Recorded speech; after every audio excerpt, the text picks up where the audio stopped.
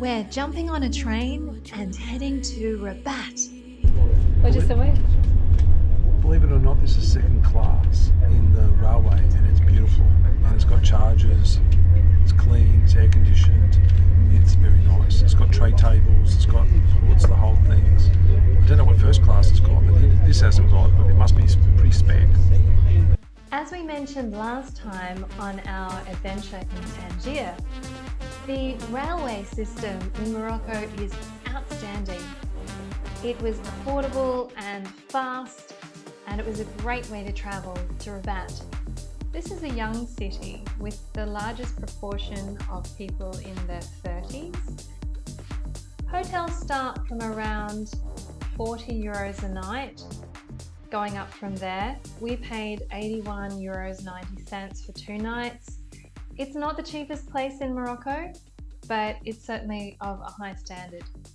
This is a really walkable city. Get out there and explore the streets as soon as you arrive.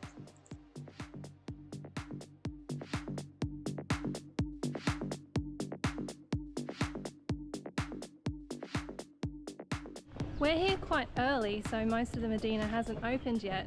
And it's interesting to note that basically they've been undertaking a whole renewal of this part of the city. So they're basically restoring a lot of the heritage buildings throughout the Medina. So when you come, it's probably going to be nice and schmick.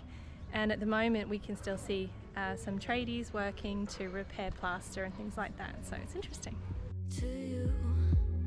Going altered by the moment, dear, in the sedation. I don't sweet on survival. I'm on fire, waiting your arrival. I never expect to be saved without it. All you could ask for never made its way into your eyes.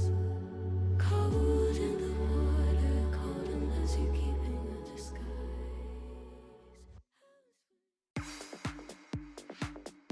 Rabat became a settlement in the 3rd century BC. The French invaded Morocco in 1912 and established Rabat as the new capital, moving the capital from Fez.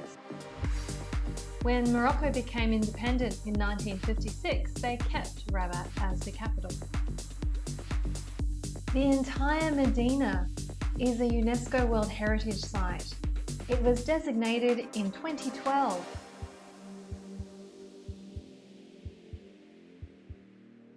If you want to go across the river to sail Rabat, you can catch these boats. So you just come down to the river, and there's a few guys that will row you across for a few dinar. So anyway, it's interesting. We're not going to head across, but it looks like it hasn't changed for centuries. For a period of the 17th century, Rabat was run by pirates. These pirates used the city as a base for their attacks on ships in the area.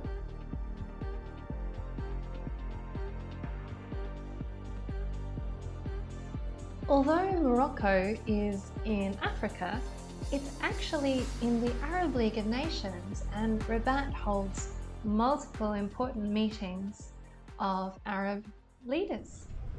Okay, one of the things that the Kraken has with her friend is to make her imaginary histories. So I was wandering around in there, she was telling me that this was the King's Palace. When I came out, I read the sign, and actually that's an unfinished minaret. Okay, back in the 12th century it was abandoned, and the walls are the outside of the mosque that was also abandoned, so it was never completed, and it lay abandoned from the 12th century all the way through to like 40 years ago. And effectively they've done nothing except pave it and done some restoration works, but it stood abandoned for all that time, and it was going to be the world's largest mosque in the 12th century. So it's interesting. And also at the end is Muhammad V, the King Muhammad V's mosque. Not his mosque, his mausoleum. He declared independence of Morocco at this site. One of the surprises of Rabat is it should be called the City of Murals, because these big, whole building size murals are almost on every block. And they're very well done. They're really cool and inventive.